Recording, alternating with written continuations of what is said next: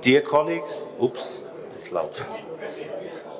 Dear colleagues, welcome back to our afternoon session during our extraordinary meeting of the Workers' Group of the European Economic and Social Committee. I know after the lunch break it's always a bit difficult to start, but to sum up the morning session, I think we had a lot of fruitful and really interesting debates from different angles, to the Green Deal, its social challenges, and especially the central role of social dialogue and collective bargaining. So I'm very happy that we will continue this debate now, especially on this specific topic on social dialogue within the green transition. And I'm very happy that we have a number of very dedicated and distinguished guest speakers here in the room in Prague, but also remotely. And first of all, I would like to thank you all for joining us here in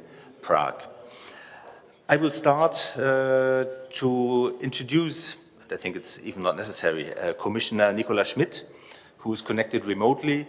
I think, Nicola, we come 2 days too early to Prague because I think the informal EBSCO will take place this week in Prague. So you are, as far as I know, still in Brussels, but we are very grateful that you are connected remotely.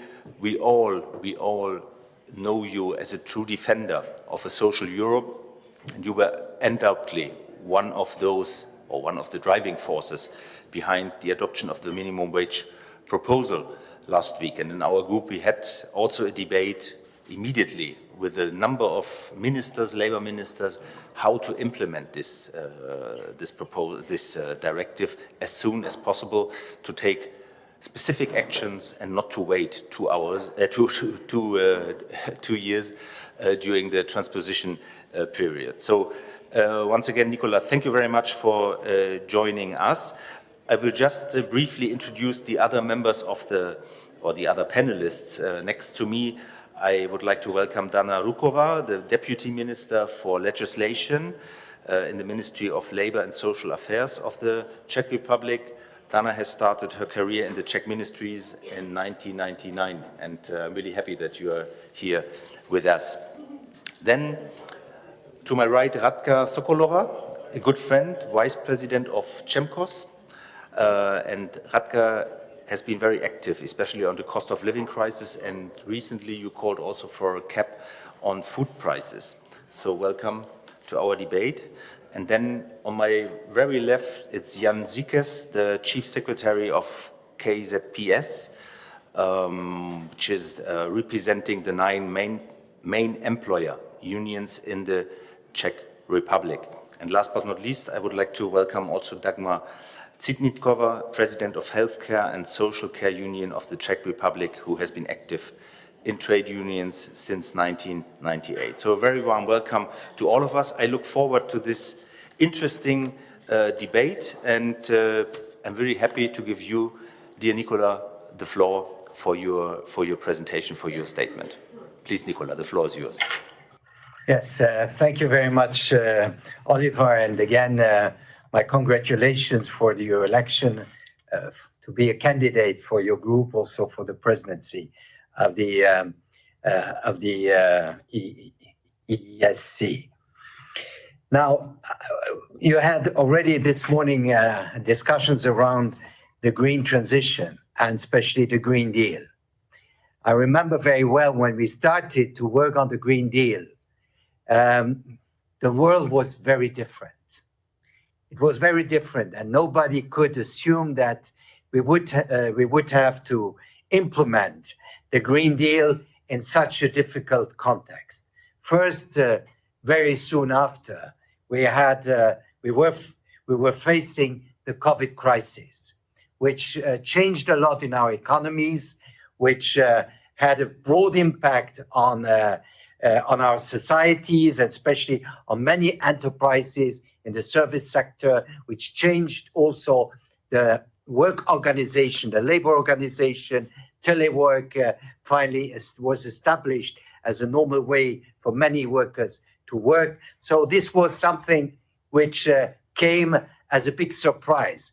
And finally, we reacted to this first crisis also by mobilizing a lot of European money. First, we put into place the SURE mechanism with the large support also of social partners to help overcome the difficulties and finance, especially the short-time work systems in all the member states. All the member states put into place short-time work systems. Well, the recovery was coming, and now we are facing a new crisis. And the new crisis might be even much harsher than the COVID crisis, because it's a crisis with a lot of dimensions. It is a geopolitical crisis because we are in a war, and finally, our economies are directly impacted by this war in a way that you could say that we are in some way in a war economy. And certainly this creates a lot of problems due to inflation, and inflation reached more than 10% now in the EU, but it has reached in some member states even more than 20%. So you can imagine the impact on purchasing power of people in our countries, and especially in those countries where even the inflation rate is beyond 10%. And this is a challenge first for companies, obviously, because we also have still difficulties in value chains, and we have an explosion of energy prices, which affects many sectors, and especially those sectors in the economy where energy is important, not only because the supply is not guaranteed, but also the price of energy, gas, but also electricity has been multiplied by 3, 4, and sometimes even more. And this obviously affects also the income of people, of households, and there is a social dimension now in this crisis.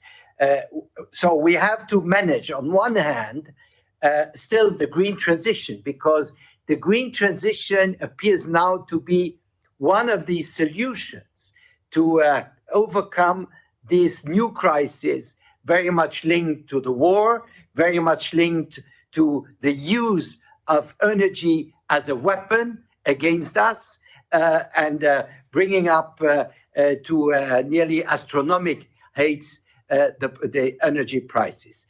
And I think this is the context, the overall context in which we are operating. And especially also, this is a question how the European Union first stays together. Solidarity is of essence, solidarity between member states, but also solidarity in the member states. And I have already mentioned the impact of inflation on companies, on households, on purchasing power, the danger of having a major recession in Europe, precisely very much linked to the energy prices and the consequences for many sectors. But there is also the social dimension, which has exacerbated energy poverty, and many households do not know how they can pay their energy bill. And as you have just mentioned, it's not just about energy, because inflation is now impacting many other goods, and especially also food prices have gone up, which also has an impact on the situation of households. Now, in the economy itself, I think coming to the issue of social dialogue, it is clear that we see now that in those sectors mostly affected by the energy either supply or prices, there is a challenge to respond to these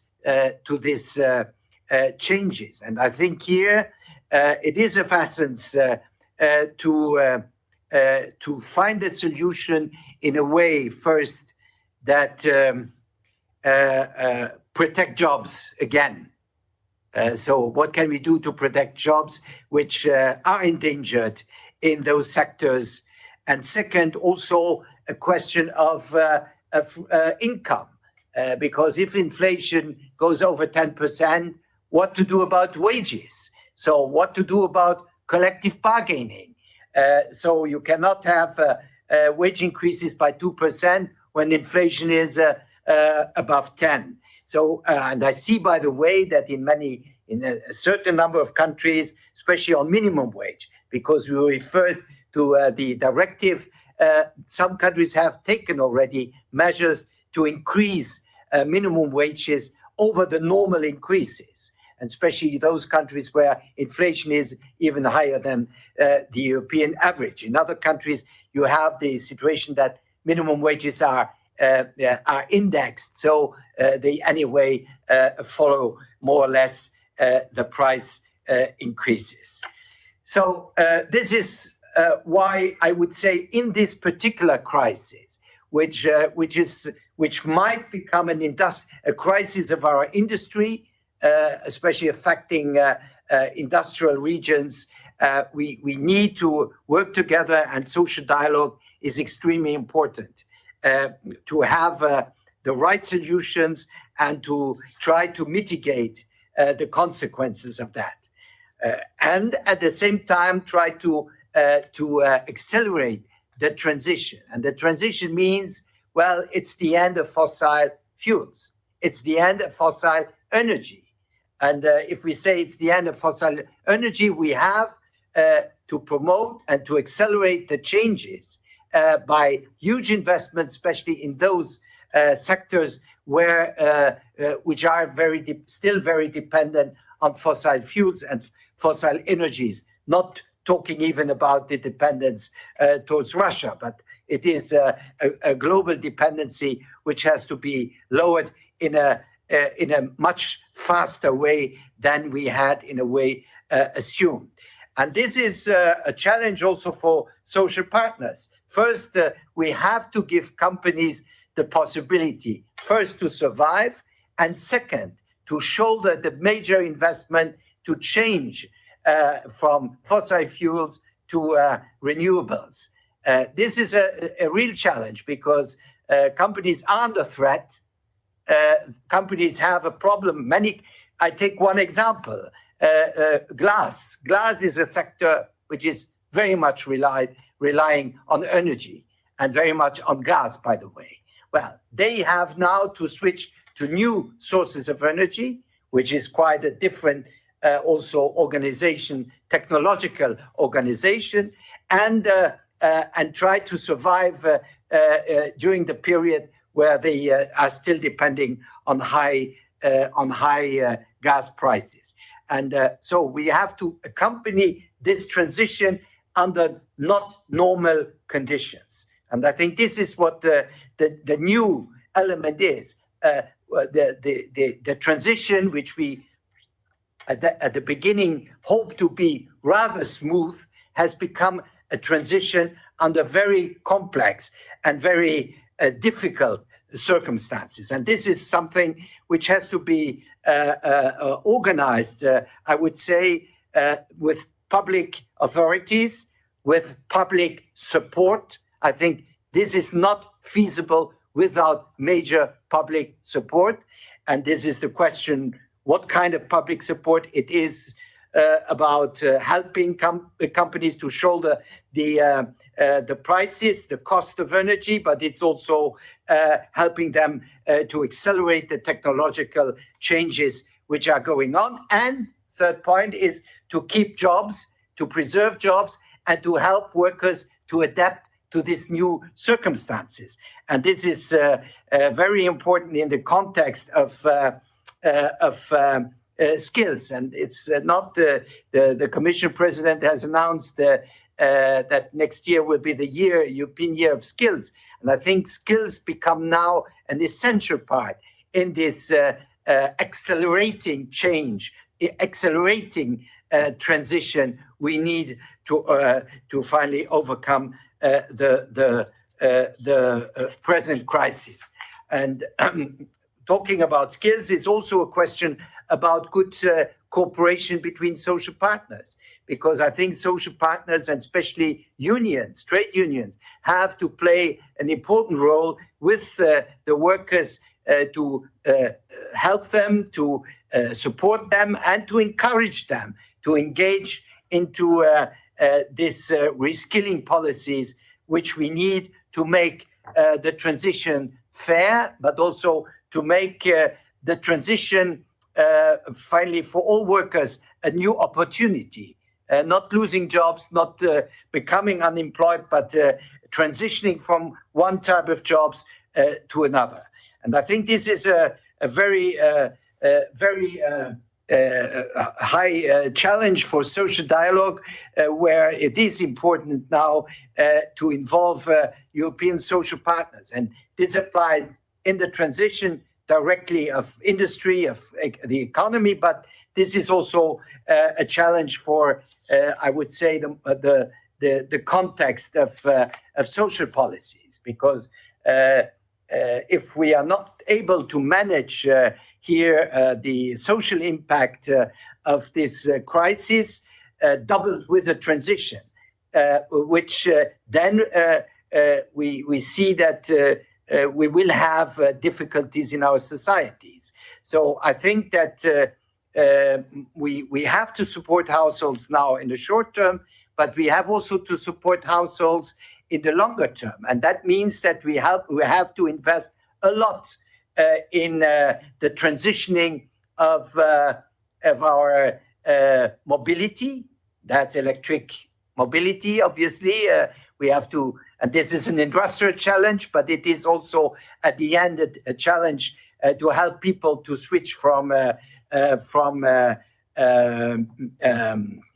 traditional engines to electric engines, and more rapidly than we had finally probably thought at the beginning. It's a question how we switch and change our buildings.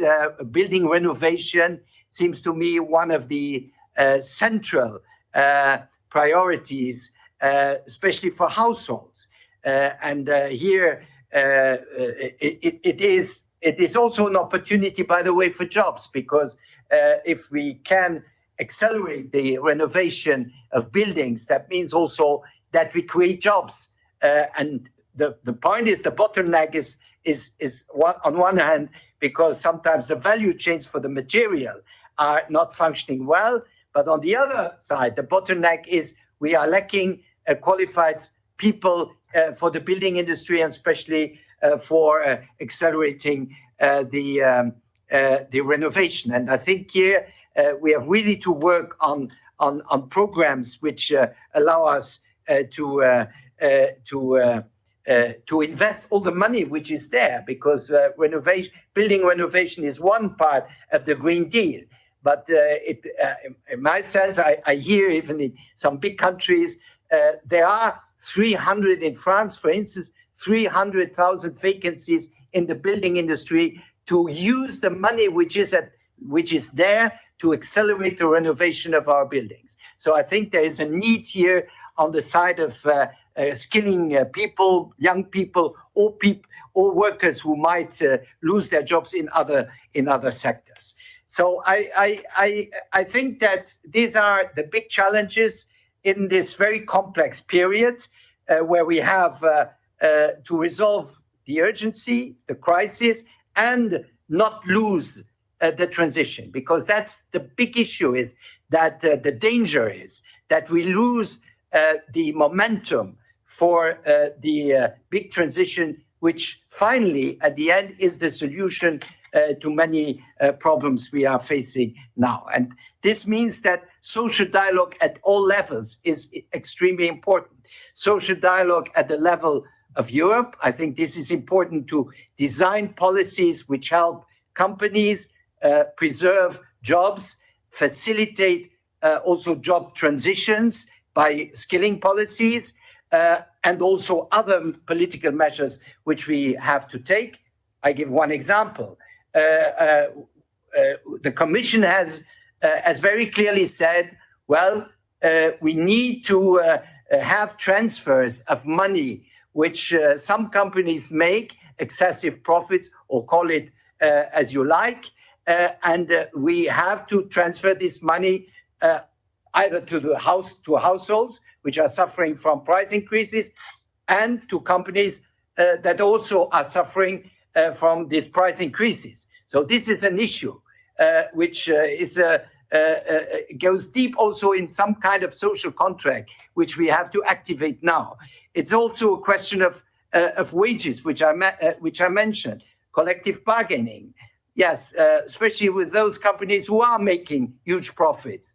Well, they have a margin also in this context of collective bargaining. So we cannot afford now major social conflicts. We have to try to find real social dialogue, real social contracts at all levels to protect us against the crisis on one hand, and to make the transition possible. And I think the Commission is very much working in that.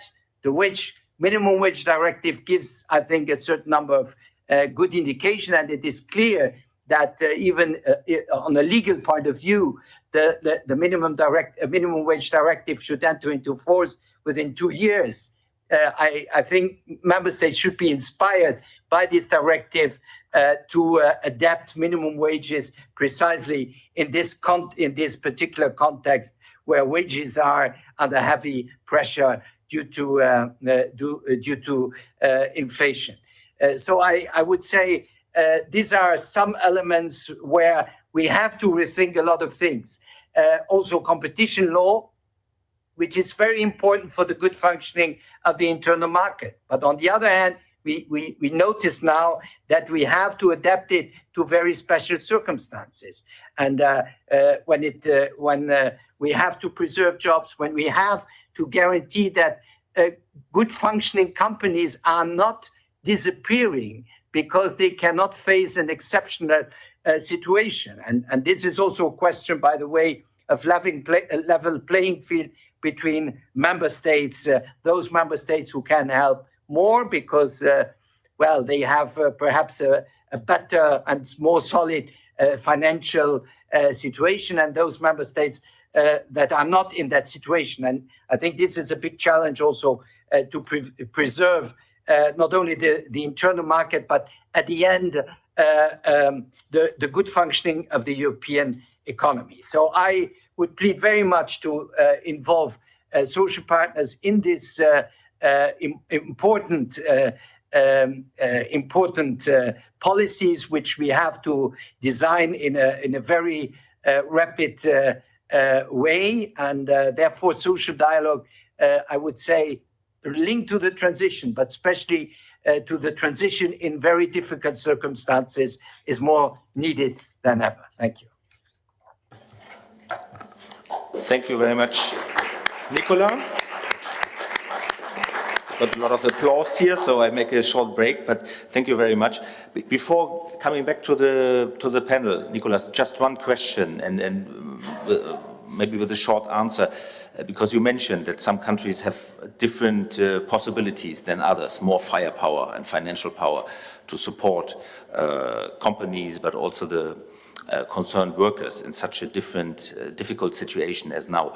So my question is, what can we expect an initiative from the Commission, a solidarity mechanism in the way like we had the SURE mechanism, or to reactivate somehow a SURE mechanism that would help to support member states for short-time work schemes, or for those workers who would be temporarily laid off? And if so, you know, it's a long-standing demand from the unions to have such an aid, European aid and solidarity mechanism linked to a clear conditionality, to a social conditionality based on social and environmental criteria.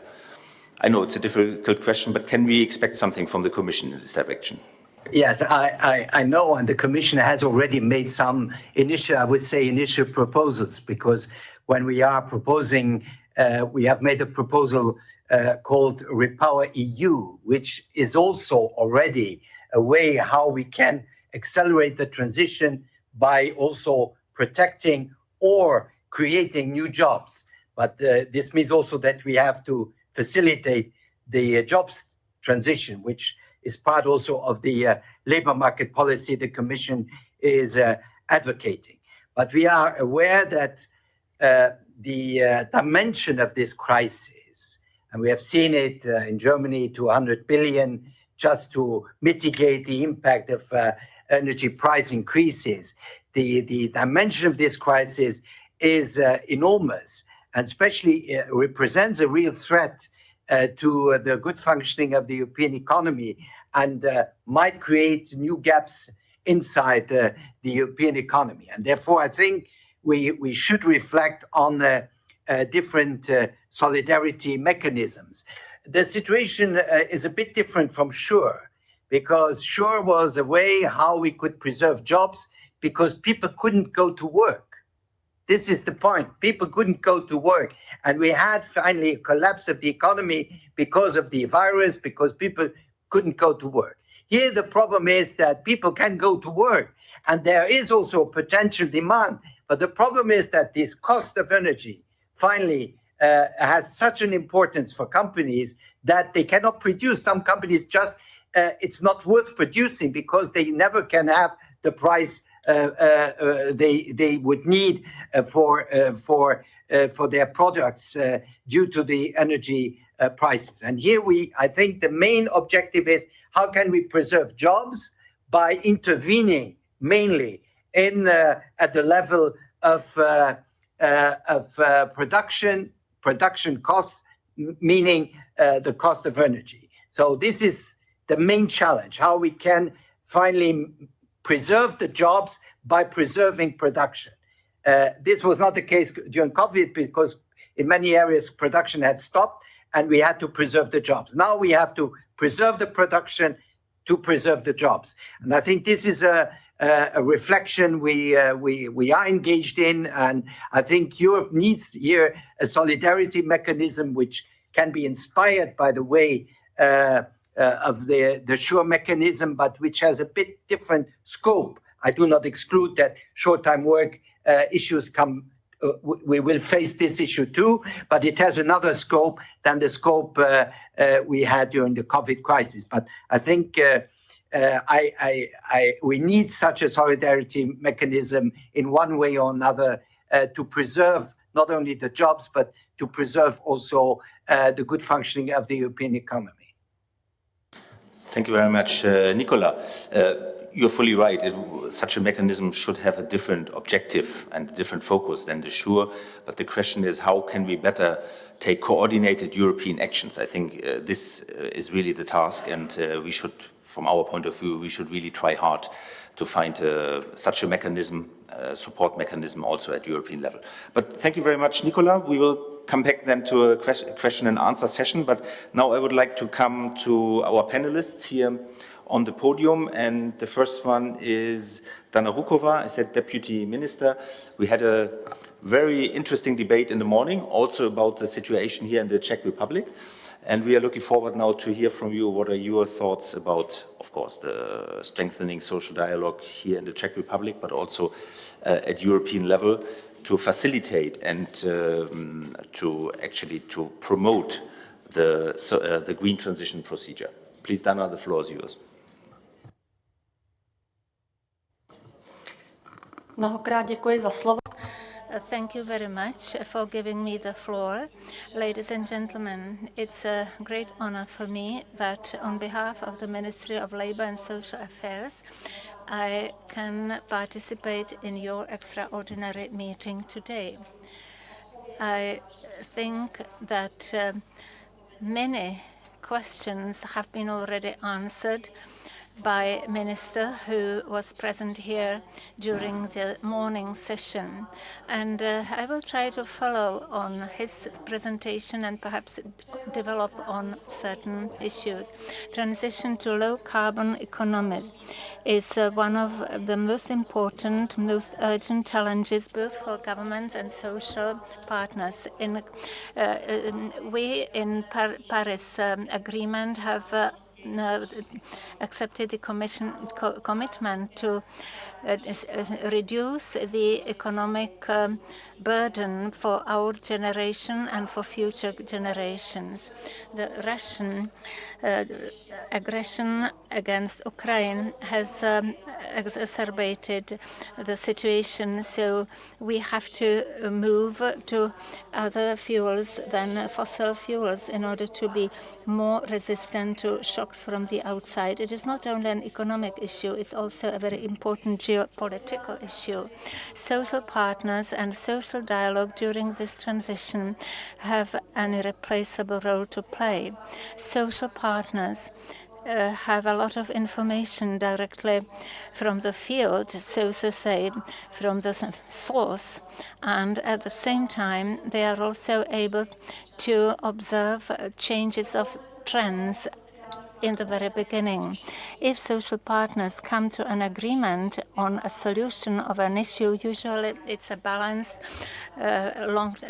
sustainable solution.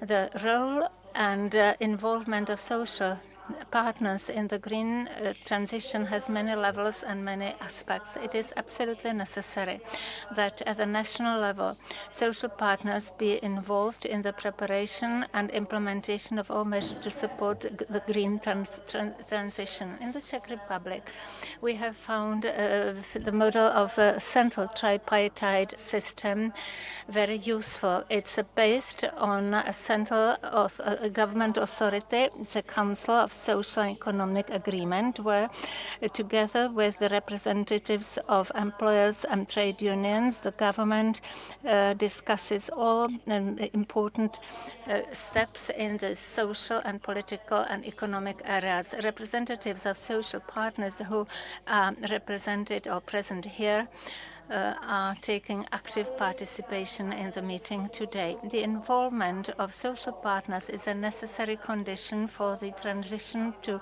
green neutrality. Our carbon year will be just and fair, because there are different impacts of the transition on different regions and groups of population. And those who are most vulnerable are those that need our help, that's for sure. The current burning issue for all member states, for example, is energy poverty, which is becoming a threat not only to vulnerable groups of population, but even more for the middle class. The possibility of preventing and solving of energy poverty will be discussed also in the informal summit of ministers of employment and social affairs here in Prague. The role of social partners is key also in the area of skills and competencies. Ever more and more jobs require new skills from the environmental field. The acquisition of these skills has to be supported both by promoting retraining programs at the national level and, of course, also at company level. We in the Czech Republic last year have set up a new tripartite body precisely for the area of development of retraining programs, which has been implementing very successfully. At the sectoral and company level, social dialogue is a must for restructuring of companies. Transition to environmentally less demanding production ways of productions requires the involvement of social partners in order to make sure that the production is modernized and the quality of jobs is higher. The involvement of social partners is necessary also in the area of research, technology, and the promotion of new technologies, for example, in the form of technological platforms. And finally, about the transition to environmentally neutral economy.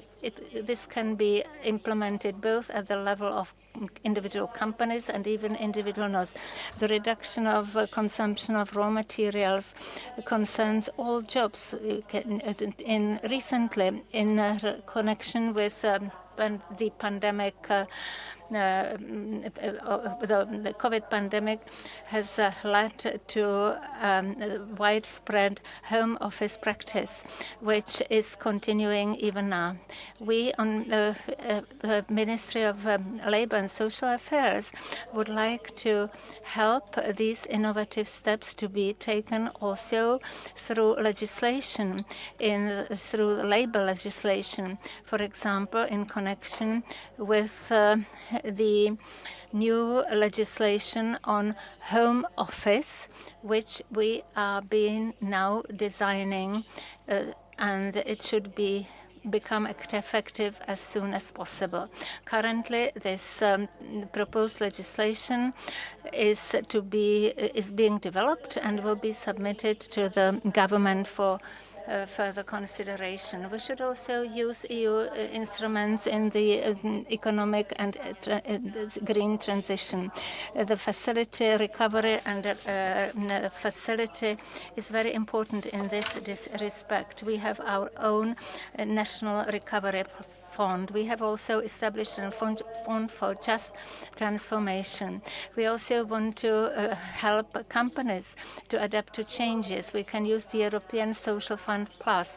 Currently, we are already discussing new establishment of a new fund which should help vulnerable households and small companies to deal with the environmental transition and high rises. New impetus for the development of social dialogue could come also from the new directive of minimum wages. In the Czech Republic, we are getting ready for its implementation. Among other things, this directive stipulates that in countries where less than 80% of workers are covered by collective contracts must adopt new measures to support social dialogues so that the coverage by social contracts be as wide as possible.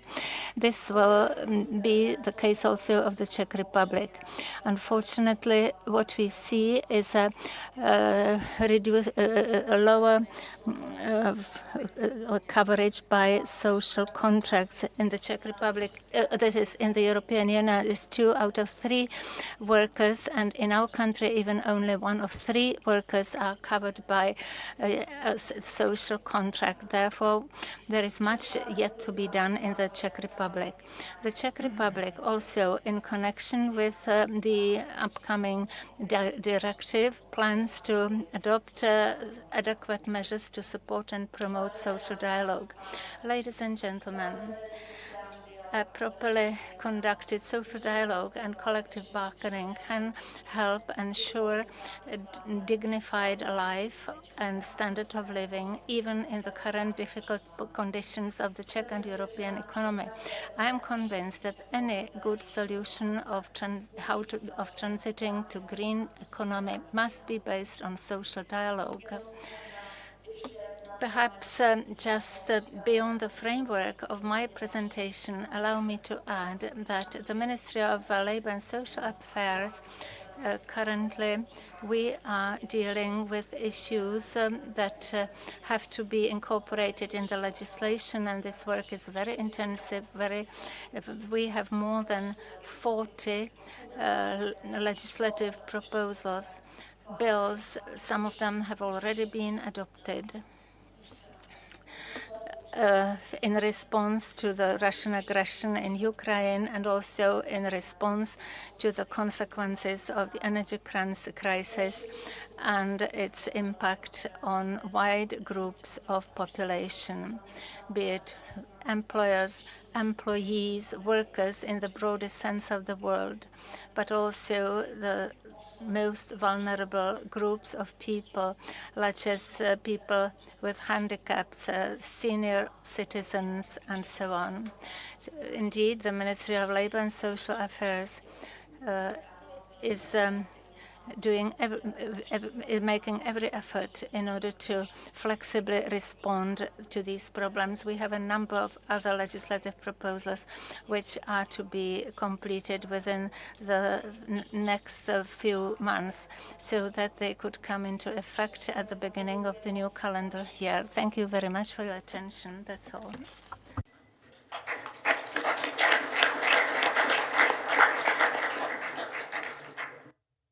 Yes.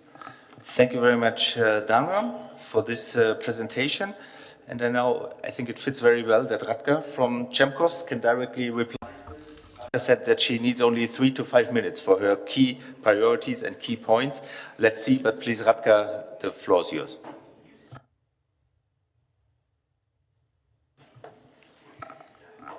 Dobré odpoledne, dámy a pánové. Good afternoon, ladies and gentlemen. I thought of what I should bring forward, and my conclusion was that the importance of a social dialogue and its absolute necessity is a question. However, it was often mentioned here, we still believe that social dialogue is inevitable. It is very important. It's very important to actually conduct it. And that's one thing that should be stressed here. If I were to react to what Deputy Minister has just said about the number of organized trade unionists, well, the question is slightly more complex on whether you only have a collective bargaining on only the company level or on a wider level. It's difficult to compare the two, and there can be quite a big difference.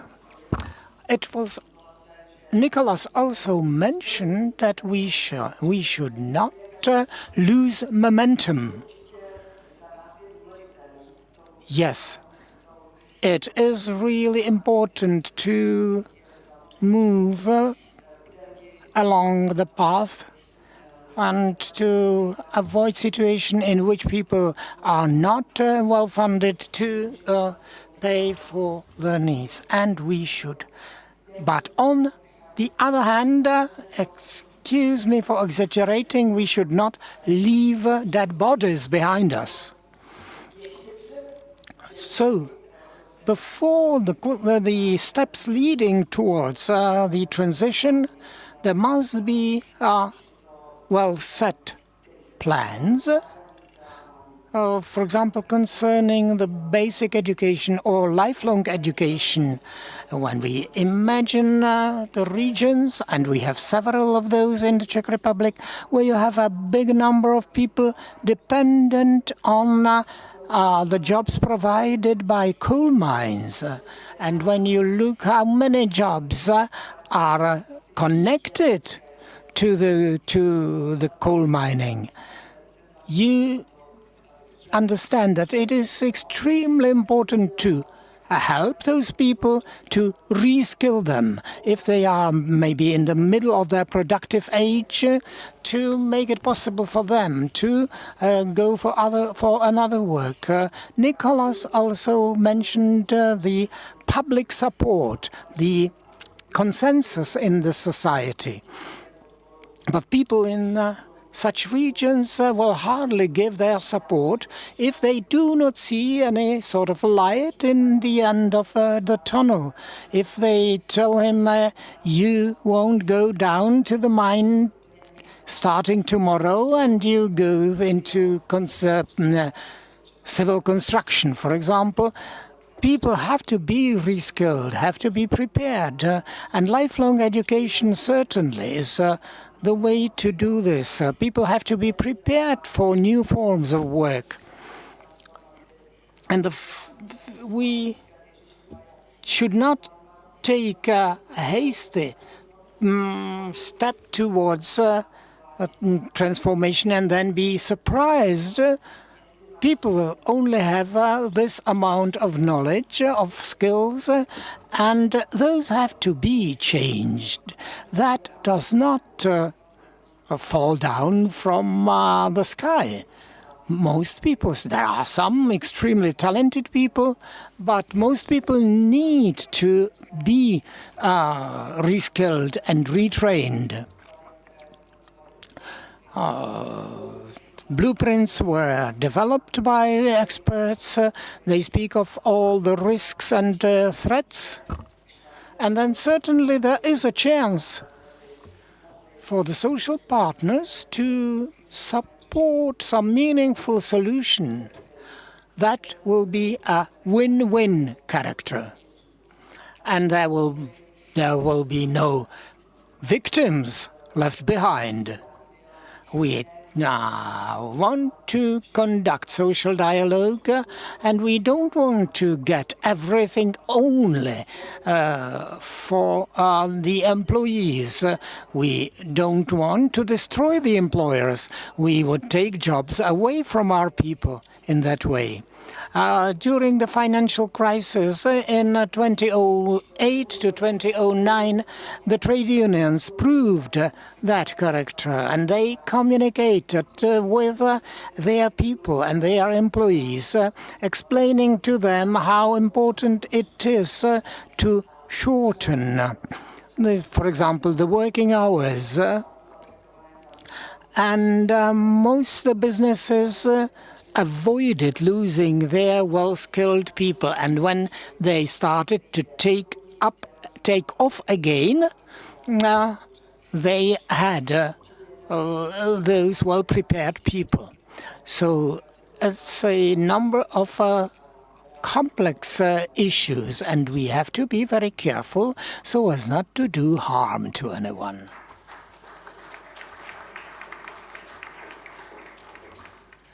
Thank you very much, Radka. You mentioned in the end the employers, so I think it's the right moment to turn to Jan Žikes from the employers organization. You can see that we are a very democratic group because we are not only debating among ourselves, we initiate also the debate with the employers. And I've seen that yesterday your president attended also the extraordinary meeting of the employers group of the EESC.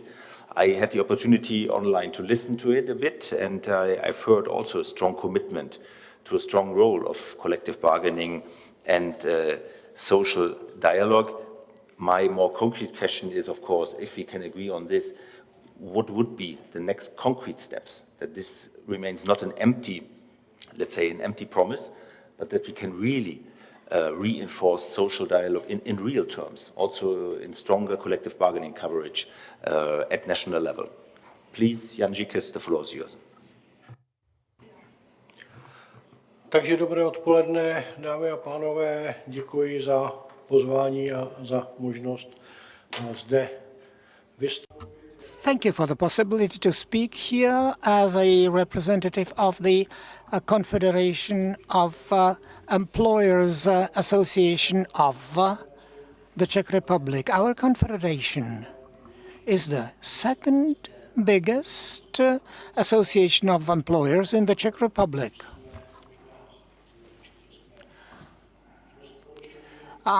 Certainly we embrace a larger or wider space than our colleagues do. We have a number of sector unions from mining to agriculture and housing cooperatives and so on and so forth.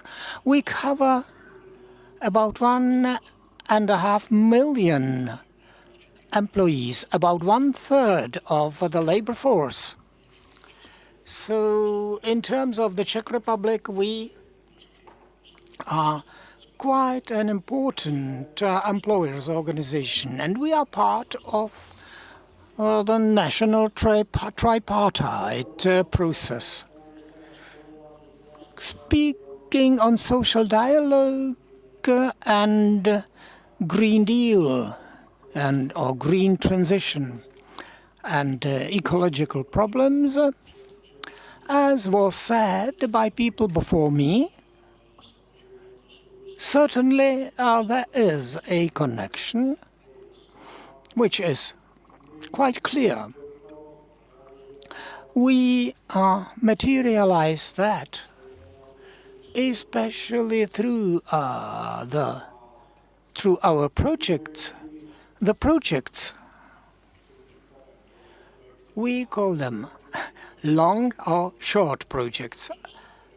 Long, they are go through the operational program of employment or employment plus. You probably know much about it.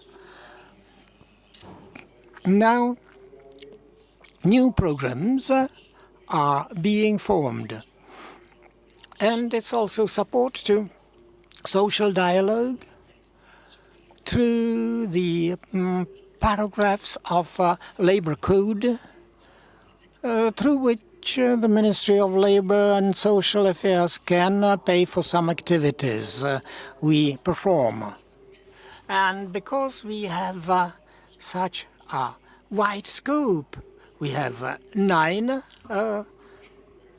sectoral organizations, and therefore our projects are sometimes too wide for the ministry to cope, if I may be mischievous.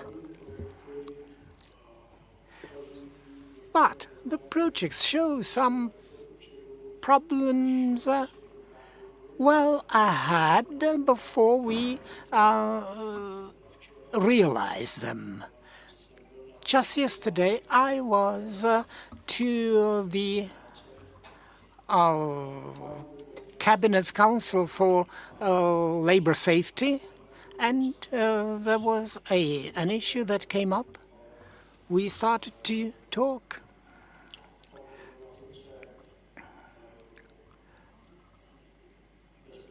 Of the area of safety, or rather of violence in workplace. And I said, well, you know, in our projects, we have already been dealing with that issue. For example, inside our confederation, we have unions that concern healthcare. For example, if clients attack one another, or they attack the healthcare personnel. I told it to the minister. For example, also people come under attack in the labor or jobs bureau. So this is also very necessary, and our projects show what issues can be taken into consideration, and it must be done inside the social dialogue, because it must be sorted out with an adequate social partner. I said that we are members to the national tripartite process, and we take a significant part in dealing with the national issues, but there are some other issues that get slightly forgotten at times, but they also live through their own specific problems, and they have to deal with that in their specific conditions. And the last thing that comes to my mind is the issue of collective bargaining on all levels.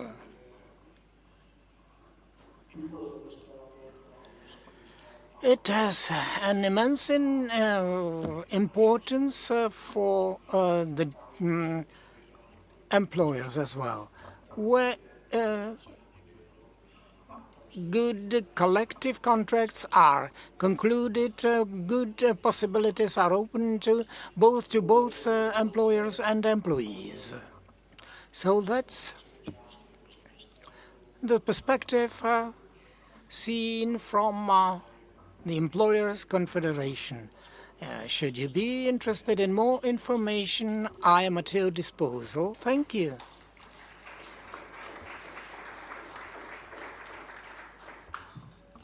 Much, Mr. Zikis. I'm quite sure that our colleagues will have some questions in the following question and answer session. But before we are coming to this, I would like to give the floor to our last speaker in this first round. It's Dagmar Snitnikova. I said it, President of the Healthcare and Social Care Union.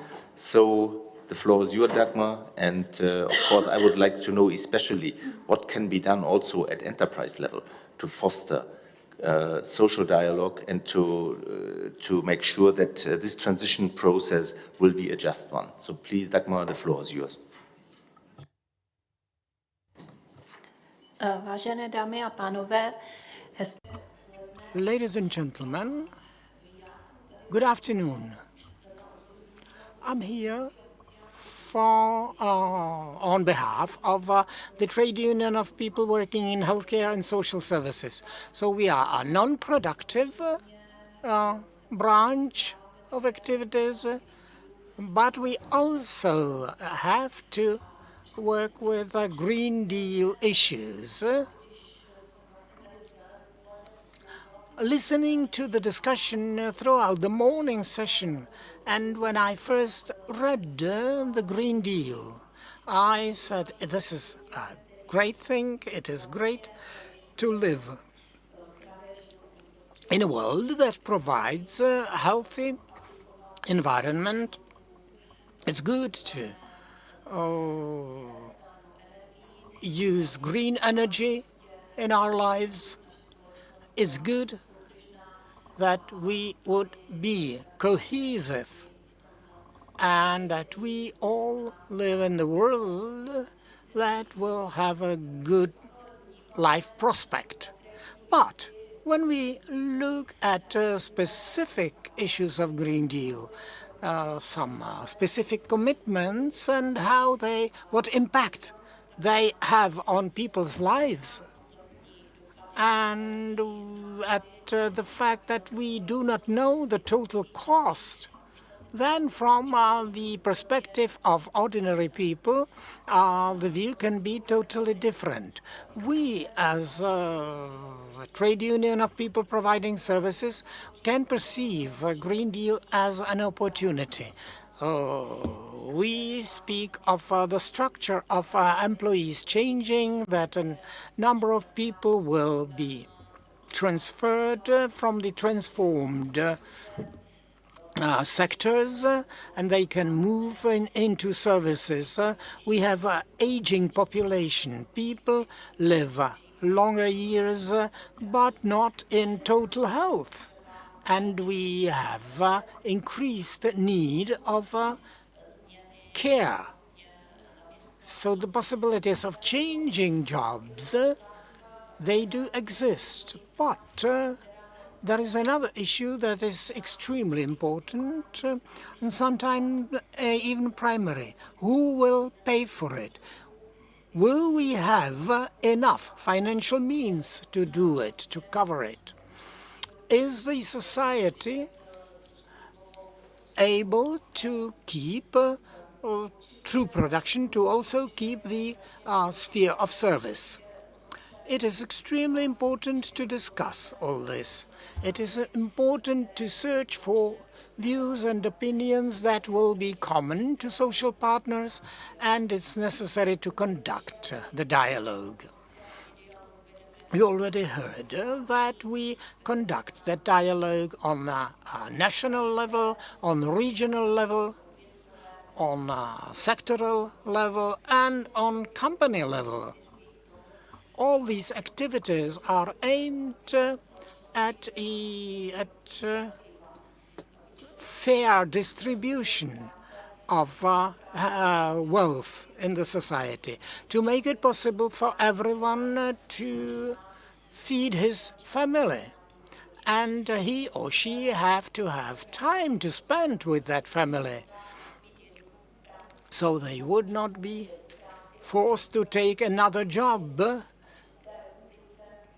to have not one but 2 or 3 jobs to keep his people living and feeding.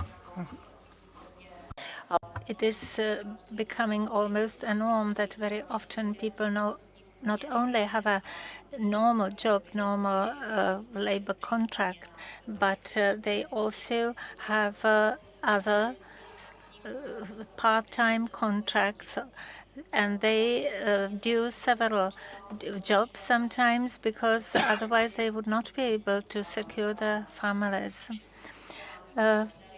We have already heard that we will be here implementing the directive on minimum wage. Minister said in the morning, and I want you to remind you of that it is being considered that the minimum wage in the Czech Republic next year should be increased to 41%. It would be 200 crowns for one person, which is for which you can hardly buy anything. You would not be even able to buy a lunch in one of the Prague restaurants. So indeed, the situation is extremely complex, extremely difficult. And very often people come to us who are not able to cope with the conditions in which they find themselves. They can't see any prospect for the future. For me, social dialogue is extremely important. And I think that together with the government and with the employers, we should try and find ways of how to assure that people who go to work, who work, do not need to ask for social benefits, that they could live in dignified conditions. I think that we have shown during the pandemic that we are able to cope with difficult situations. At that moment, at that time, we were able to come to an agreement with the government, with employers on many support programs. We had the so-called antivirus program called Antivirus to help the companies. There was another program for mothers with children. We had higher disease benefits during that time. So at that time we were coping quite well. But now we are in another situation again. We do meet again, but I should think that we do not listen attentively enough to one another. And perhaps the results are not as we would all like them to see. Therefore, support for social dialogue is very important. A healthy environment, promotion of services and their development, and care for workers. Very often, people speak about companies, but who actually produces profit? Who makes the wealth? It is the individual workers who are employed and work in individual industries and who produce the profit. Therefore, profit should be redistributed in such a way so as it would be beneficial not only for companies but only for workers. I think that this is the necessary basis for a quality social dialogue to be possible. And again, about the social agreements and about the coverage by industrial or sectoral agreements. At our level, we try to agree on a collective contract for the social sector and for the healthcare sectors, but we couldn't find partners on the other side who would be interested in achieving it. So you always need to have a partner who is willing to listen, willing to discuss problems, willing to think not only of his own needs, but also of needs of the other side, of the other party. Thank you for your attention, and certainly if you have questions later, I'll be glad to answer them.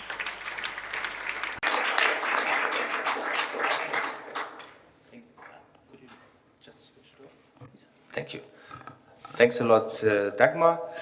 Yes, you will need a partner, this is true. And also, if you want to negotiate wages and if you want to increase the collective bargaining coverage, then you need, first of all, partners who are willing to do this. We know that in some countries, this is also a challenge. But colleagues, now I will open the floor for question and answers. And we have, as you know from the previous debate, we have still a list. I will give the floor at first to Giulia Babucci, then to Pierre-Jean Collomb, Javier Dos, and Marco Wagner. And other colleagues who would like to take the floor, just please raise your hand and I will put you on the list. Okay, but Giulia Babucci is first. Here. Right,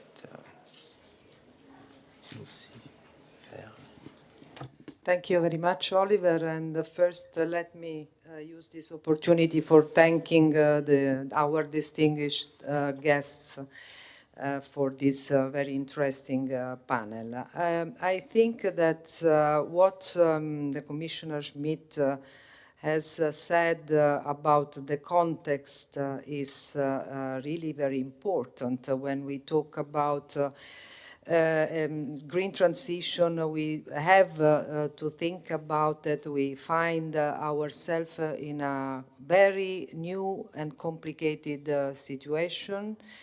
War have, of course, changed the scenario and has also shown how fragile was the situation for the single countries, depending, of course, on supplies, most of them coming from Russia. The war has, in a way, also accelerated the way out from this dependency, but I also think that it has not accelerated the transformation industry towards renewable source. So Mr.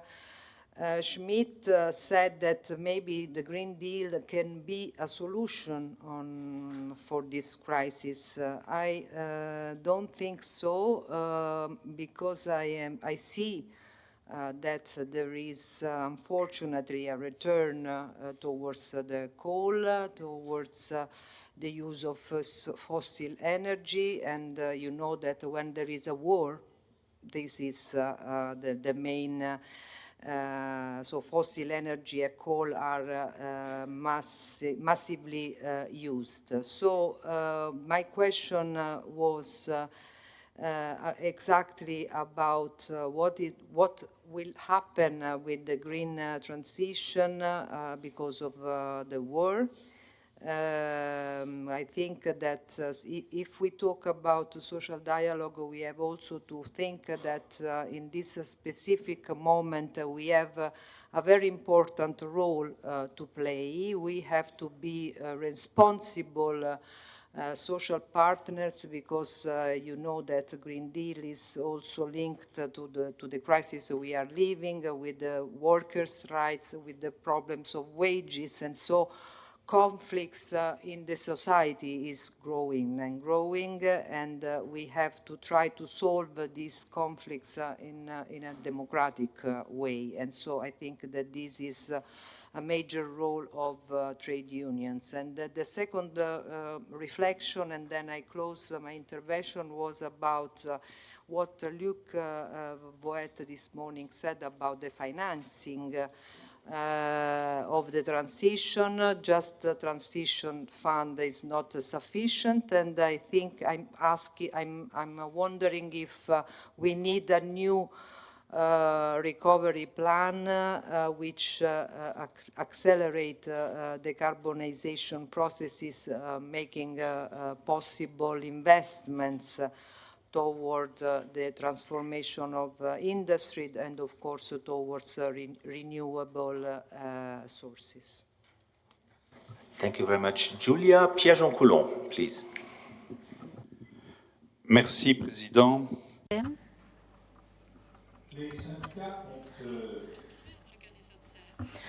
Trade unions have started to talk about the need of just, fair transition. This is an expression which is now heard everywhere and used by everybody. This term was proposed by trade unions, but not everybody understands it in the same way. I think that we should actually explain and clarify what we mean when we talk about just transition. Transition is not the same in all regions. For example, there are regions which 90% are dependent on coal. In other regions, it may be just 10%. Therefore, we should do all we can in order to make sure that this transition is indeed a just one. And we have several options, several levers, how to achieve that. I think that social dialogue should lead to actual deeds in this area. Action is needed, and for action to be implemented, it must be also funded. And for funding to be available, you need organizations that will provide these financial means. The transition fund is here. However, it should be at least doubled. And we need even more investment. Look how much is currently invested into building renovation. It's far from being sufficient. Financing is not sufficient. We should increase the amount of funding. I will conclude by coming back to what has already been mentioned by someone else here. I mean, training, retraining, education of workers in the period of transition. Workers need retraining, and they should also benefit from the transition. Therefore, we have proposed also Erasmus of social transition. In 7 weeks, we will remember the 7th anniversary of the establishment of Erasmus. There are quite big budgets. However, perhaps they are not used where they should be used. They should also be used in order to provide education and retraining for workers during the transition process. This is our proposal. We have had already an opinion on this topic, and I think we should come back to it and to propose to the European Commission that there should to make sure that funds are available for the retraining of workers who need decent salaries, decent jobs, and for all this funding that is needed. Please. Merci, Olivier. J'avais demandé la parole ce matin. I have asked for the floor this in the morning, after the morning discussion. And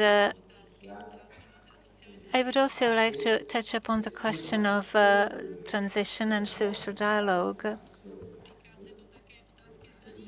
And also taxes, also on taxes. What do I mean by that? The current situation is extremely difficult and challenging. The expensive, we have not seen, adequate changes in fiscal policy. This is something that was mentioned by Mario Draghi. And now we can say that we should not go perhaps too fast in this direction. But now it is almost impossible to achieve 9 or 10%. There is a double inflation, double figure inflation, but interest rates are still 5%. I think they should be increased. We know the consequences. We know it all around us. However, the majority of member states do not have funds, sufficient funds for social protection, for necessary investment, and they are not able to reduce their deficit, their debt. And it is what is really very difficult in this situation, what makes the situation even more complicated. We will have to pay one day, pay back our debts. And when the interest rates remain at the level of 3, 4, 5%, I think the burden will be too heavy in future. Before the war, even before the war, we were saying that funds for the green transition were not sufficient. And now we are asking the European Commission to provide further funding, but we also have the restructuring fund, and we would like to accelerate these processes. But funds which are currently available are far from sufficient. All these problems are interconnected, but where can funds be found?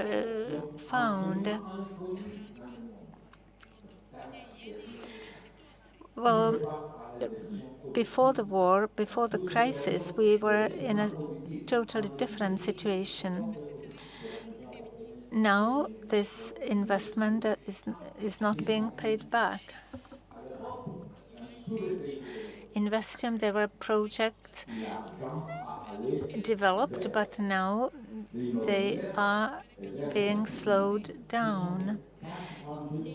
In Europe, there was a great deal of investment in property. The large wealth is concentrated in Europe. We have large companies here. Tax paradises are also here. So we should speak about where this money has gone. We should also talk about fiscal policy and in the European Union and its harmonization.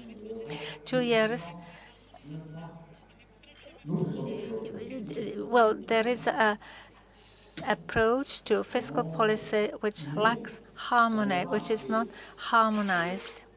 Debt is being accumulated. President Biden said that if interest rates are 12 to 20%, it's too much. 15% would do. And I think that we should work more in order to that we should make more effort to harmonize fiscal policy, so that it would be clear where the money is. We should find a fiscal progressive system. This is what I wanted to say. Colleagues, I have 4 colleagues still on the speakers list. It's Marco Wagner, it's Lucy, it's Ferre, and it's Franca. Did I overlook anyone? Seems not the case. Okay, so please, Marco, you are the next one. Merci, Oliver. Je vais également faire un commentaire, poser une question sur le financement de...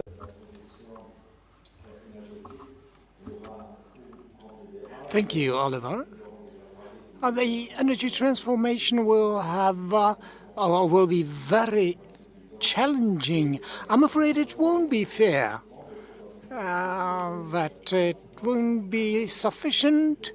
The investment will not be sufficient. We have to speak of it again about the SURE mechanism that is there to protect those employees that are most threatened. I would like to remind ourselves of the committee proposing a golden rule for investment, which should be taken into consideration with the Pact of Stability of Growth. I think that a question has to be asked. How to bring that strategy into parallel with our actual situation? When the interest rates are extremely low. So I would like to ask a question. Wouldn't it be worthwhile to adapt that framework? Tax harmonization has already been mentioned. It's important for the companies. Also, the profits of some companies should be taken into consideration. This new tax situation could contribute to the improvement of the household situation. Thank you. Thank you, Marco. Now, Lucy.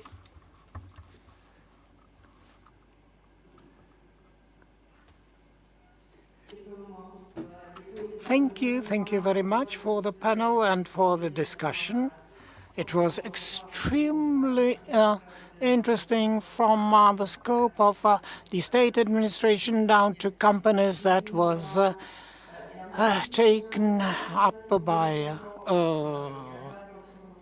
Chairwoman Zhitnikova. Nobody will object to transition taking place, but it must be fair. Social dialogue and collective bargaining are very much needed, but I want to stress what Deputy Chairperson Sokolova said. It has to lead to some outcomes. The Deputy Minister mentioned that it is not fully fair to speak of a reduction of rate of organization in trade unions. There is scarce ability to get committed to high percentages, but when does the Czech Republic plan to transpose the transposition of the directive into the Czech legislation? What specific steps are being planned? And that goes for other panelists too, to strengthen the collective bargaining so that its coverage reaches 80%. Thank you. Lucy Ferre is the next one. Please, Ferre.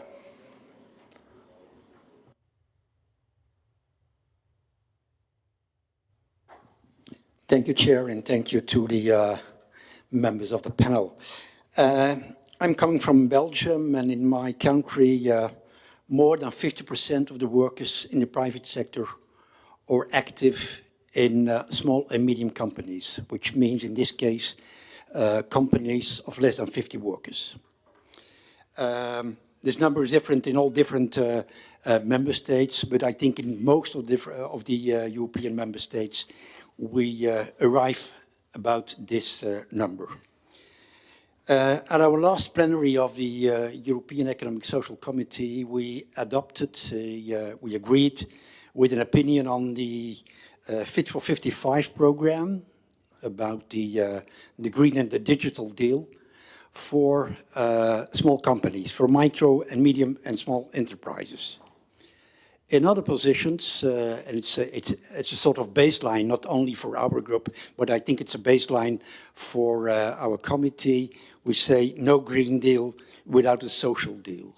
And a social deal, and there was the, let's say, another baseline of the debate we had, a social deal means a social dialogue. And the social dialogue must to be for us a way to left nobody behind in the struggle of life, nobody behind in the struggle for good working conditions, and it means let's try to find an adopted way to not left behind workers in the micro and small and medium enterprises in the social dialogue project. And we all know as unionists that the social dialogue in general and on the issue of the green transition in the micro and small and medium enterprises, more specific, is an enormous challenge, if not a fiction in some ways. And so my question is to the participants of the panel, what is exactly your idea and position on this very specific but important point, how to get people in micro and medium and small enterprises in the debate of the social dialogue. And finally, but maybe Oliver takes part of the debate which will follow on our internal debate. I think it must be for us as group an issue to explore the best practices and challenges of the social dialogue in and for the micro and small and medium enterprises. I think, I don't know exactly English, but let's say the code red of our group must be, let's no one be behind, so let's find solutions to get people in small and medium enterprises in the social dialogue. Thank you very much, Ferre. Franca, please. Merci aux intervenants, merci Oliver. J'étais interpellée par des témoignages que vous avez donnés par rapport à la situation.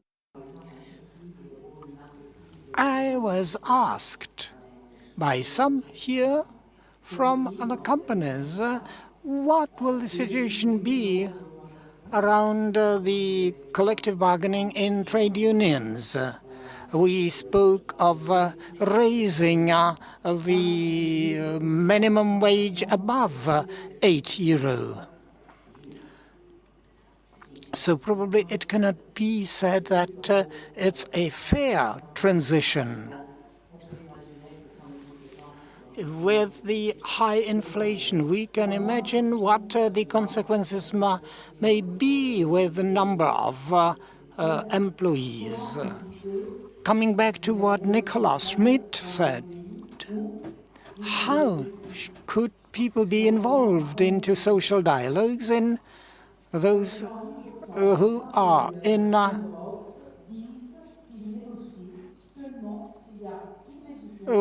small enterprises? 80% of employees only conduct bargaining if they are asked so by a European directive. So the social dialogue should be made compulsory in companies, because it concerns human rights on the European level, and we have to cover that in some political way. It's a barometer that we should certainly follow, because if there is some disappointment, it can lead to discouraging people. It's good that it is discussed by the law, by the legislation, but probably not in a sufficient way. In some member countries, that phenomenon is quite conspicuous. So the priorities should be better set and better getting through. And comments? I think we will try on the panel to reply to some of them, just to bring a bit structure in it. I think one building block was especially the question social dialogue and how to reinforce it. Concretely, Franca proposed to bring more, let's say, more legally binding character into social dialogue. Lucy asked concrete steps, how to reach this 80% target. There was also the question, again, on the Green Deal. Julia said it especially, how it is impacted by the war, actually the next steps. Then there was a big question about investments and the fiscal framework. I think this is very important, and it is linked to this question, how we can make sure that member states will be able to do all those huge investments, including possible adaptations or reforms of the Stability and Growth Pact, and of course the question of SMEs, which we know where colleagues struggle especially often with their rights to bargain collectively. So those are the points I think that were more or less highlighted. And I would like to have now the different order and to start with Dagmar, if you agree. Dagmar, maybe you can pick one or two aspects where you would like to comment in your final statement. Please, the floor is yours.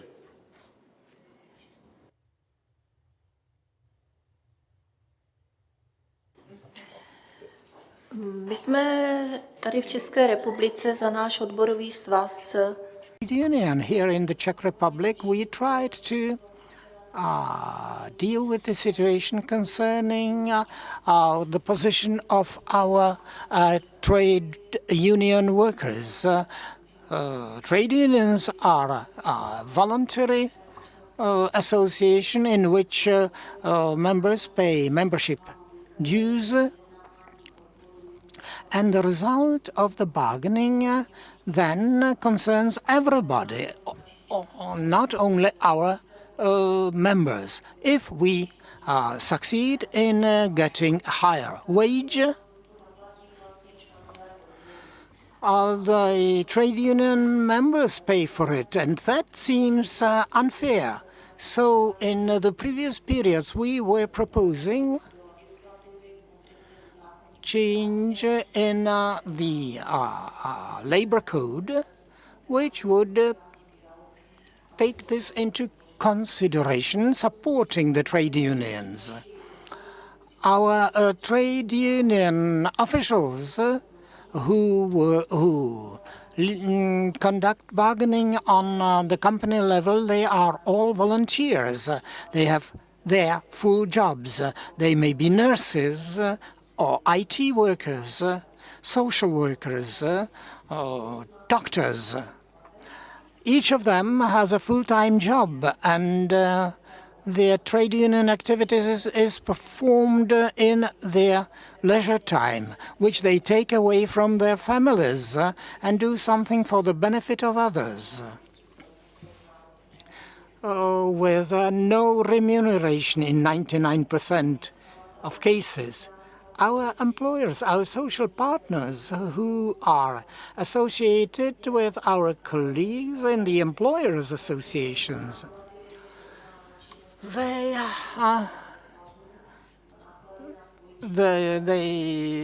pay the cost for their activities from the financial means of their organization. It was always like this.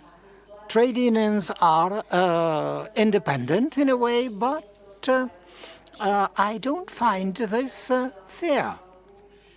So support to social dialogue and possibility, for example, to release the trade unions officers to a full-time or part-time job in the trade union would be one of good steps that could help social dialogue. And it would also help the employers, because the people would have the time to acquire information from the employees, what they actually need for their work and what they believe is required for further development of the company or the organization. And one more word on other things. I think that on the national level it does work, because we have paragraph 320A in our labor code, which is there to support social dialogue, and we are supposed to reach or conclude an agreement between the state and the employees, and the state provides some financial support to social partners for their project. To partners from both employers and employees unions. And our colleague Zikesh told us that the employers perform various projects concerning social dialogue. They develop studies and they run some lecturing,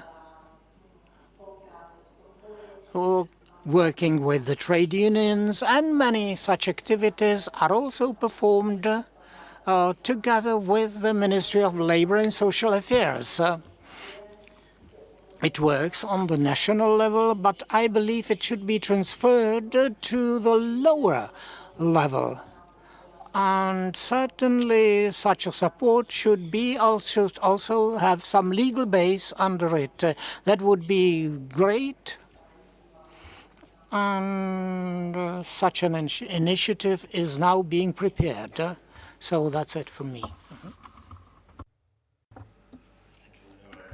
Dagmar, Jan Zikes, I think would be important or interesting to see from the employer's point of view. How could you increase collective bargaining? How could we strengthen social dialogue in concrete terms? And also with regards to possible change of the fiscal framework, it was also mentioned to double, for example, the Just Transition Fund. What is the position of the employers on this, please?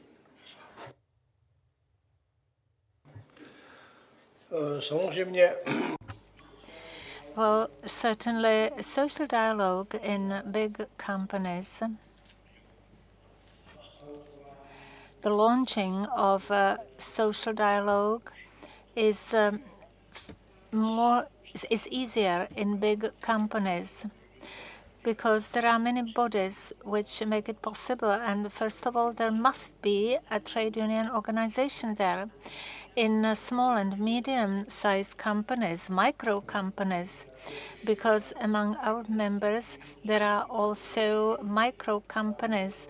It is really indeed very problematic because companies that have 5 or 10 employees, well, in their conditions, it is not so easy to set up a trade union organization. Nobody would prevent them doing that, but it's a question of whether they will take the initiative to do it.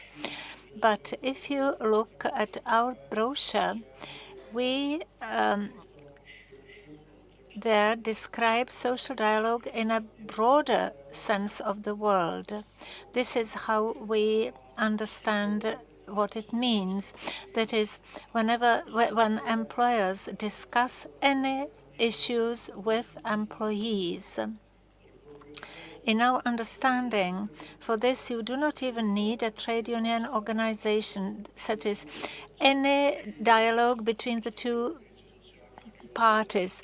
This is a definition of a broader, in a broader context. I think that each and every country determines its own definition of social dialogue. This is something that we are aware of, and I don't think any problem.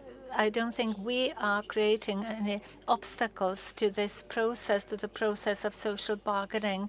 But I understand that there may be a problem of small companies that have other issues they have to deal with. And on the other hand, very often these companies are small, everybody knows everybody else, and therefore perhaps it doesn't really make sense to set up a formal company in such informal setting. Thank you. Thank you very much for this view of the employers' organization, and very much appreciated that you are here discussing with us. Now I come to Radka again from Chemcos. Please, Radka, your final comments.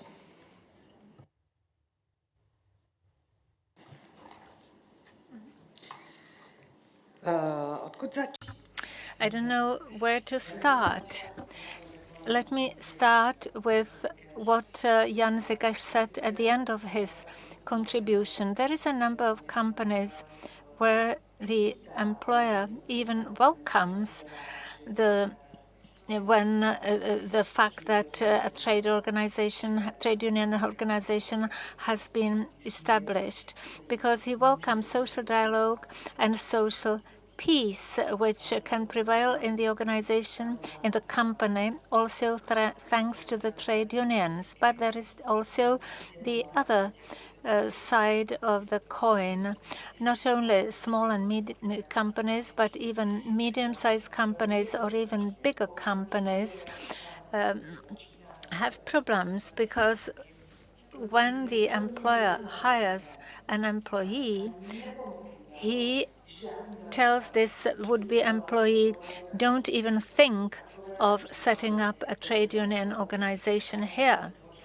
Such things, unfortunately, also happen here. And of course, these people, first of all, think of how to make a living, how to feed their companies. So usually they do not resist the employer's wish, because they have to think about their families. And the employees also have their own people, usually at all level of their organization, so that they make sure that any attempt to set up a trade union organization would be even punished. Somebody has said that it would be a good idea to have it incorporated in the legislation. Yes, certainly it would be a good thing if it happened, but the letter of the law is one thing and its enforceability is just another.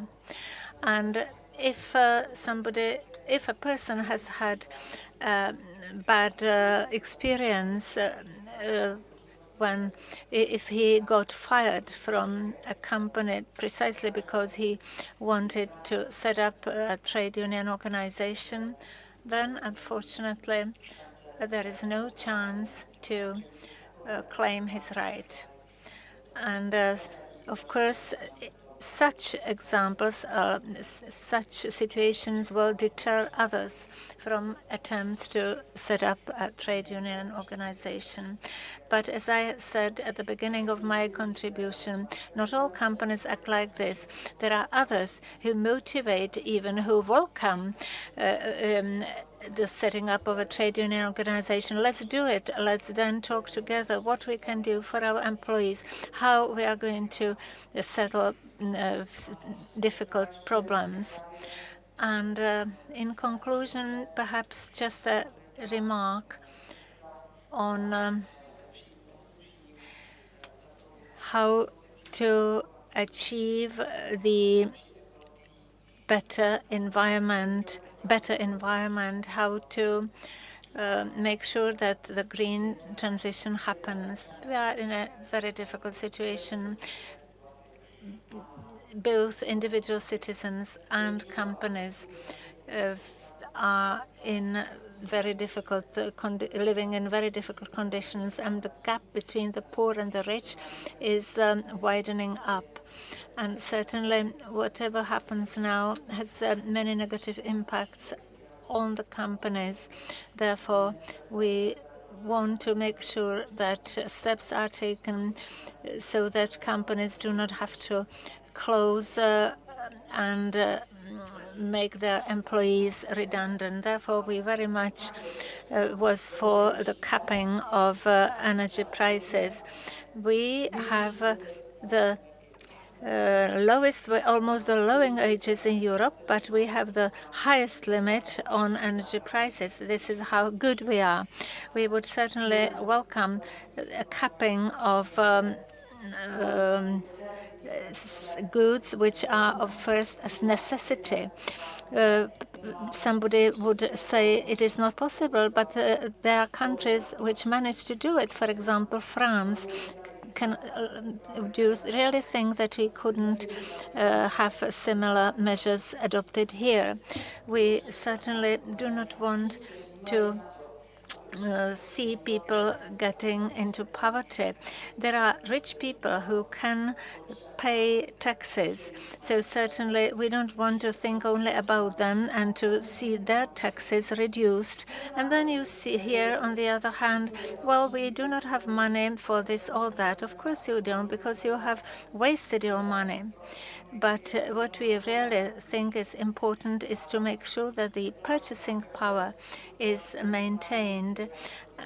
Somebody said that should the minimum wages grow, then the inflation spiral would go up even faster. But I am sure that the inflation we see here is not due to dramatic rise in wages.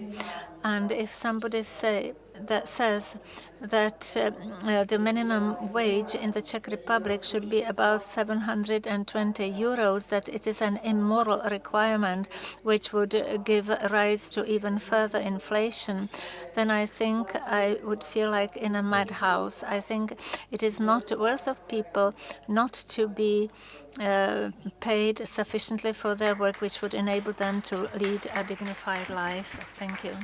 Thank you very much, Radka. Yeah, now we come to the last final intervention. I know the first and the final is always the most attractive one. So, Dana, you have now the opportunity to pick up the points which are important to you. The Commissioner had, unfortunately, to disconnect after his intervention. But I think there were a lot of points also related to the national situation, of course, in the Czech Republic.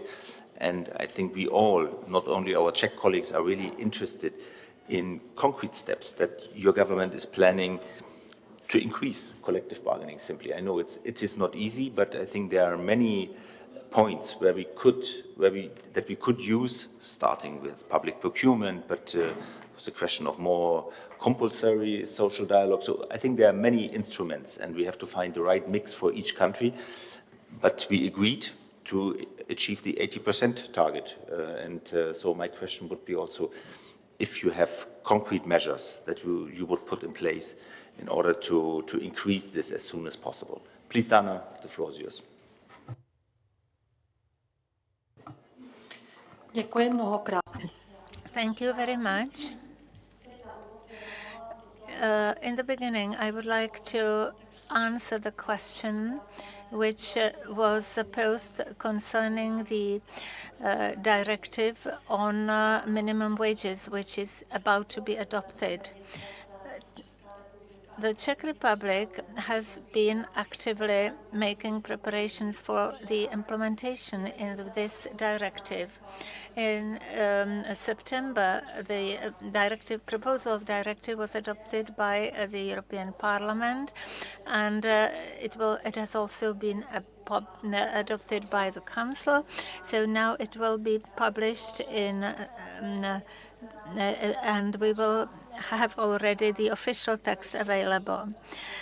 First, there is the part of the directive concerning conditions which must be in place so that adequate wages can be ensured to people in the European Union.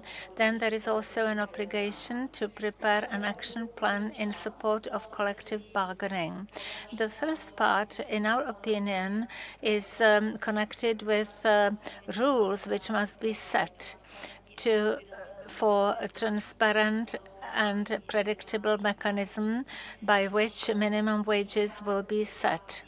The Czech Republic has already implemented this rule also in the plan of legislative work for the next year. The government envisages amendment to the labor code in this direction. As many of you are probably aware, the minimum wages in the Czech Republic are determined by the government on the basis of the result of the social dialogue.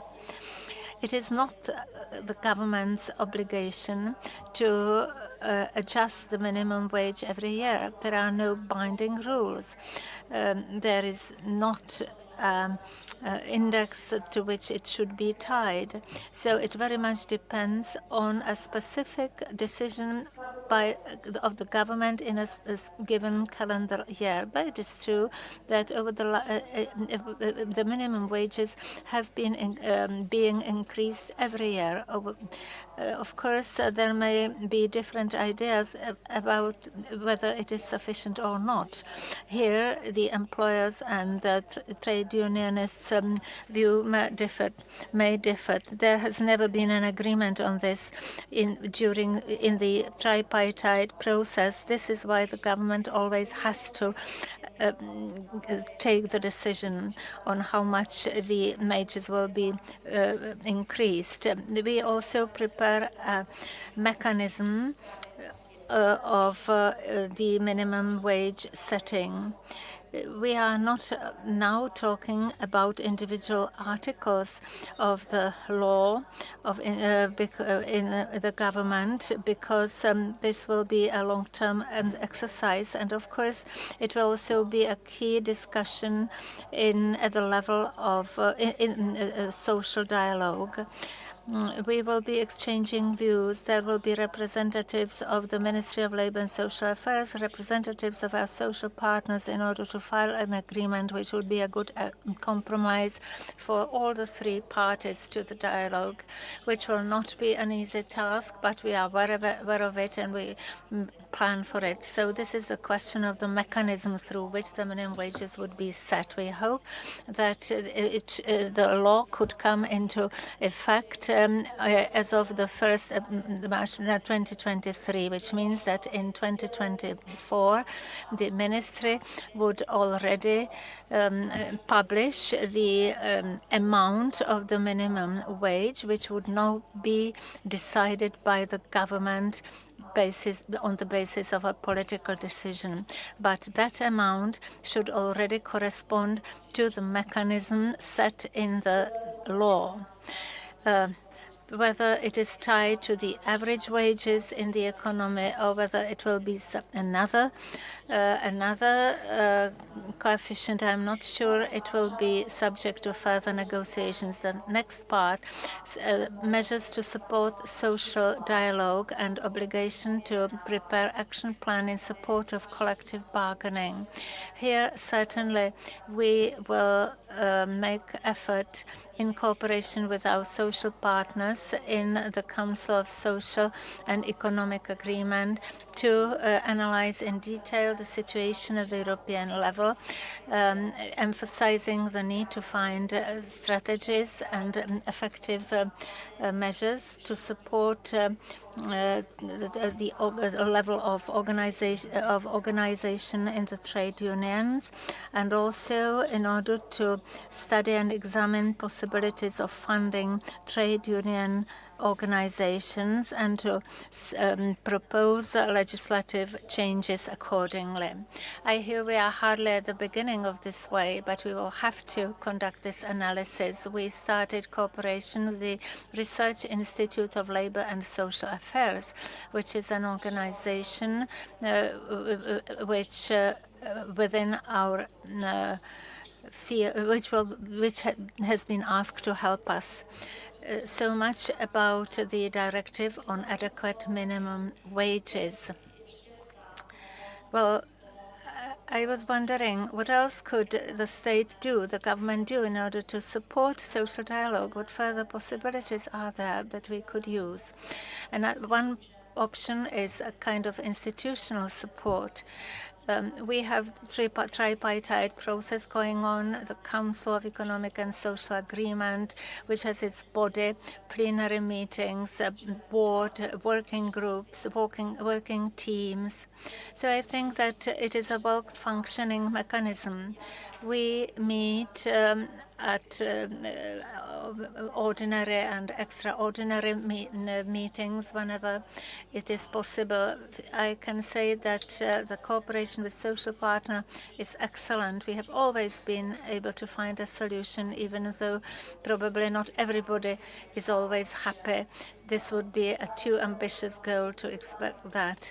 Be it the problem of Kurzarbeit, which is a good practice example in the Czech Republic in preparation for amending the labor code. Now we are envisaging certain possibilities how to regulate Kurzarbeit in relation with in response to the current energy crisis. But of course, this also will be discussed in the social dialogue, and then hopefully we will be able to propose a specific solution to the government. The next level is that of financial support. The representatives of social partners here have already mentioned also state financial support for social dialogue, both at the national and regional level. This support is very active and it works well. Every year, social partners themselves propose projects that they would like to implement in this connection. The cooperation here has been very successful at the level or at the stage of preparation of individual activities. Social partners, for example, actively analyzed some European directives. For example, the directive on the harmonization of personal and working lives, or a directive on transparent and predictable working conditions. And in cooperation with them, we then prepared the adequate legislative measures. Of course, we do differ in our views of different issues, but of course, that's part of the whole process. You can't expect anything else. And of course, each party defends its own position as well as it can. So financial support exists and it should continue. I haven't heard that it should be stopped. This financial flow is not expected to be stopped. Another level that should be mentioned is involving concrete situation in a company in the social dialogue when the Ministry of Labour, when it is asked by the social partners which do not succeed in concluding a contract, it provides some sort of reconciliation process.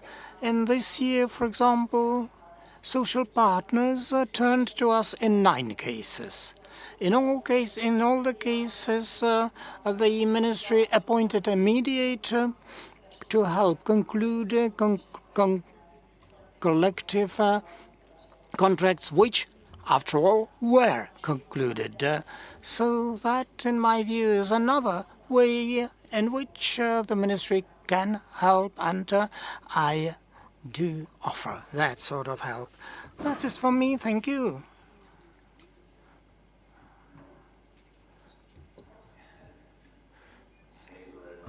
Deputy Minister, that I think you tried very hard and you managed to try to reply to all the questions, and there were a lot of questions. So let me thank the whole panel for this fruitful debate, I think with a lot of concrete ideas, even if we, of course, entered also in a national debate, but I think this is the aim of such a meeting, to make the connection between the European level and the debates we have at national level. So thank you very much, and I think you all deserve a big applause from our side. So,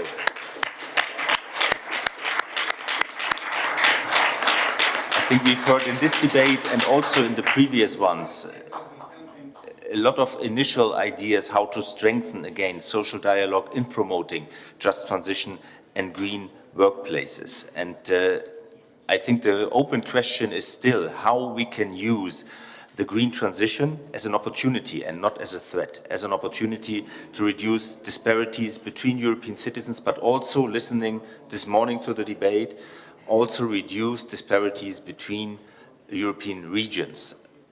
Here's the key word: more upward social convergence. I think this is absolutely necessary. We as Workers' Group will definitely work on this. We have a lot of allies, and once again, I appreciated very much the availability of our Czech hosts, but also of the Czech presidency. Minister was here in the morning. You, Deputy Minister, now here. It was very fruitful. We are looking forward to continue this debate with you. So, colleagues, thank you very much. We will close this session now, and we will not make a break, only a technical break of 1 minute, but I would like to ask you to stay here because we will have a short internal session afterwards to finish our today's meeting. So 1 or 2 minutes, then we continue.